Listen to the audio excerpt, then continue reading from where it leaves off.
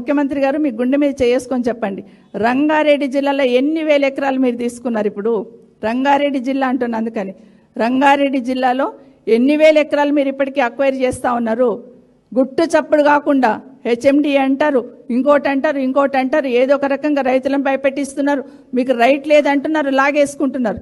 ఎందుకు లాగేసుకుంటున్నారని కనీసం సమాధానమైనా చెప్తున్నారా మీరు? పెద్ద చాంతాడంత లిస్ట్ ఉంది మాకు, ఎందుకు తీసుకుంటున్నారు? ఇవి అడగొద్దు, ఇవి అడిగితే మాత్రం వ్యక్తిగతంగా టార్గెట్ చేస్తారు.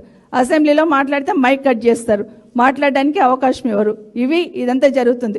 నిజంగానే మీరు పద్ధతిగా పాలన చేస్తే ప్రతిపక్షం అడగడానికి మైక్ ఇవ్వడానికి భయం ఎందుకు పోస్ట్పోన్ చేసుకొని వెళ్ళిపోతుంటారు? ఎందుకు బుల్డోజ్ చేసుకొని వెళ్ళిపోతుంటారు? ఎందుకు చర్చ పెట్టరు? ఇవన్నీ కూడా ప్రజలు గమనిస్తున్నారు. ప్రతిసారి మాటకు ముందు రండి అసెంబ్లీకి అంటారు. అసెంబ్లీకి వచ్చినాక సమాధానం చెప్పకుండా ఏదో ఒక రకంగా బుల్డోజ్ చేసుకొని వెళ్ళిపోతున్న ఈ ప్రభుత్వ పనితీరును ప్రజలు ఖచ్చితంగా గమనిస్తూ ఉన్నారు.